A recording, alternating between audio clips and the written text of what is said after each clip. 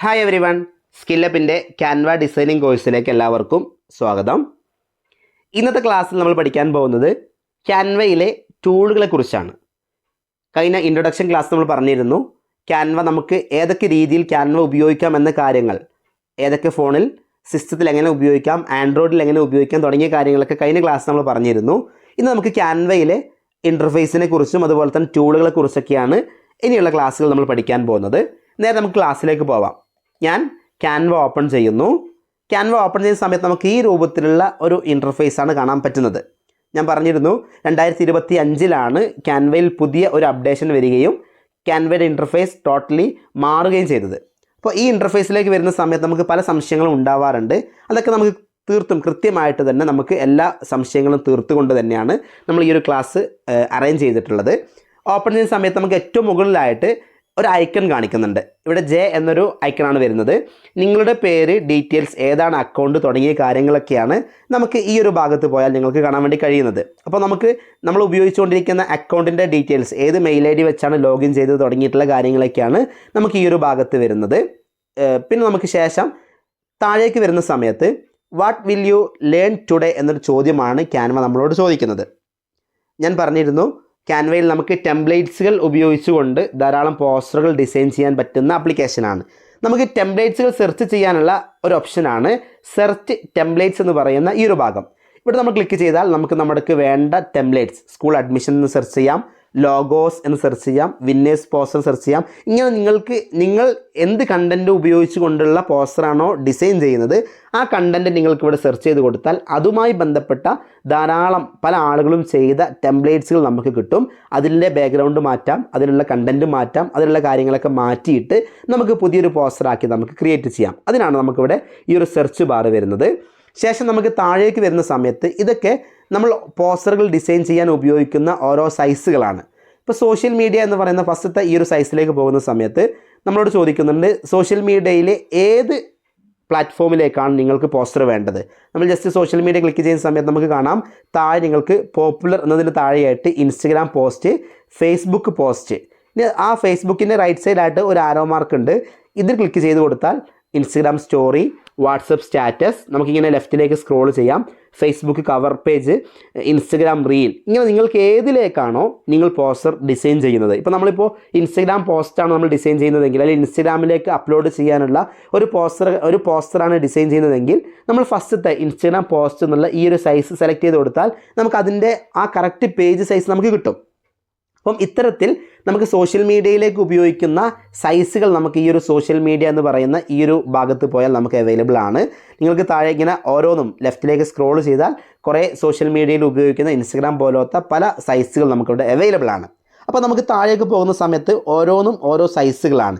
ഇത് നമ്മളൊരു വീഡിയോ ആണ് നമ്മൾ ഡിസൈൻ ചെയ്യുന്നതെങ്കിൽ നമുക്ക് ജസ്റ്റ് ഈ വീഡിയോ എന്നുള്ള ഓപ്ഷനിലേക്ക് വന്നാൽ നമുക്ക് വീഡിയോ ലാൻഡ്സ്കേപ്പ് വേണോ, മൊബൈൽ വീഡിയോ വേണോ, ഇനി അതുപോലെ തന്നെ ഫേസ്ബുക്ക് വീഡിയോ വേണോ, ഇൻസ്റ്റഗ്രാം റീൽ വേണോ, ഇങ്ങനെ തുടങ്ങിയിട്ട് നമുക്ക് ഓരോ സൈസുകൾ വരുന്നുണ്ട്.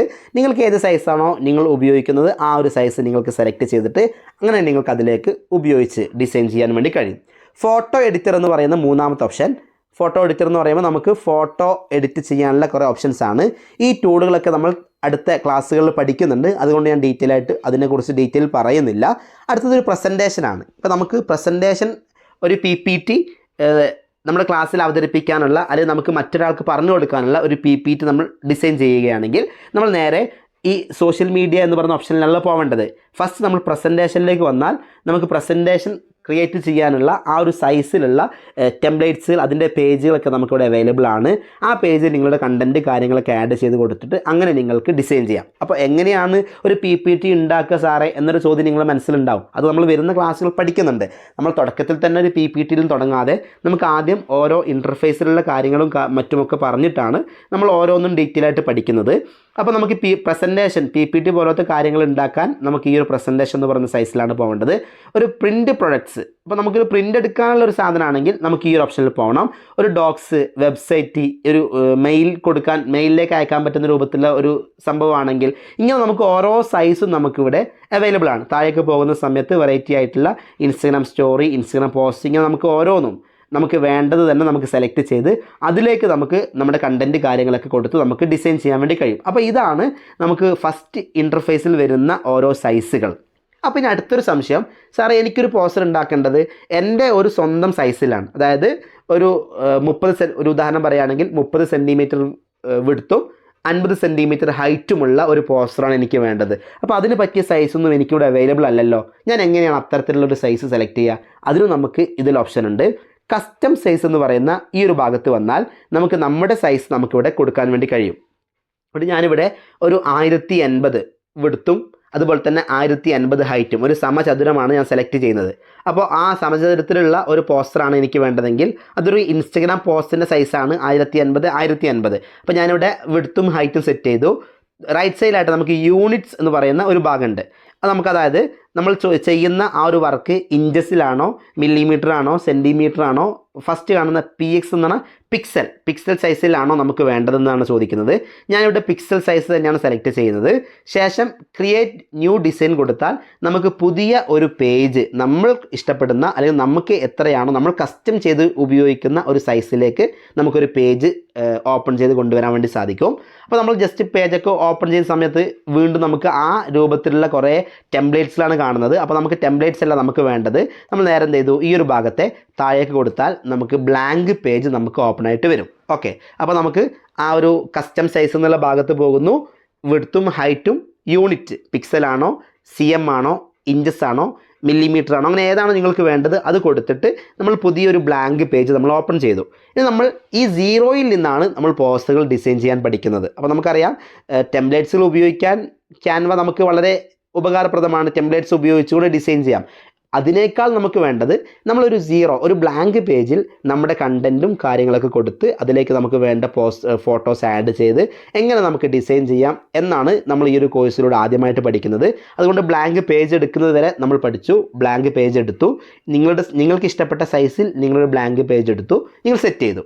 ഇനി നമുക്ക് ഈ ഒരു ബ്ലാങ്ക് പേജിലേക്ക് വരുന്ന സമയത്ത് മുകളിൽ കുറേ ടൂളുകൾ കാണാൻ വേണ്ടി കഴിയും. ഇതൊക്കെ നമുക്ക് ക്യാൻവയിലെ ഓരോ മെയിൻ ടൂളുകളാണ്.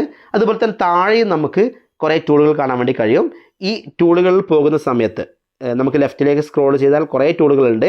ഈ ഓരോ ടൂളിലേക്കും പോകുന്ന സമയത്ത് നമുക്ക് അതിൻ്റെ കുറേ സബ് ടൂളുകളും നമുക്കിതിൽ ആക്റ്റീവായിട്ട് വരും. അപ്പോൾ അതൊക്കെ നമുക്ക് കൃത്യമായിട്ട് നിങ്ങൾക്ക് പറഞ്ഞു തരും. നമ്മൾ കൂടുതൽ ലെങ്തി ആവാതിരിക്കാൻ വേണ്ടി ഓരോ ദിവസവും കൃത്യമായിട്ടുള്ള ഒരു പരിധി വെച്ചുകൊണ്ടാണ് ക്ലാസ് മുന്നോട്ട് പോകുന്നത്. അപ്പോൾ ഇന്നത്തെ ക്ലാസ് നമ്മൾ പഠിച്ചത് ക്യാൻവയുടെ ഇൻ്റർഫേസിൽ കാണുന്ന മെയിൻ ടൂളുകൾ നമ്മൾ പറഞ്ഞു. അതുപോലെ തന്നെ ഒരു ബ്ലാങ്ക് പേജ് നമുക്ക് കസ്റ്റം ചെയ്തുകൊണ്ട് എങ്ങനെ ഒരു ബ്ലാങ്ക് പേജ് നമുക്ക് ഓപ്പൺ ചെയ്യാം അത് നമ്മൾ ഇന്നത്തെ ക്ലാസ്സിൽ പറഞ്ഞു. അടുത്ത ക്ലാസ്സിലോട്ട് വരുന്ന സമയത്ത് നമുക്ക് ടൂളുകളിലേക്ക് കിടക്കാം. അപ്പോൾ എന്തായാലും ഇത്രയും കാര്യങ്ങൾ നിങ്ങൾ കൃത്യമായിട്ട് മനസ്സിലാക്കി നിങ്ങൾ ചെയ്യണം. അപ്പോൾ എന്തായാലും പുതിയ വീഡിയോയുമായിട്ട് വീണ്ടും കാണാം. Okay, good bye.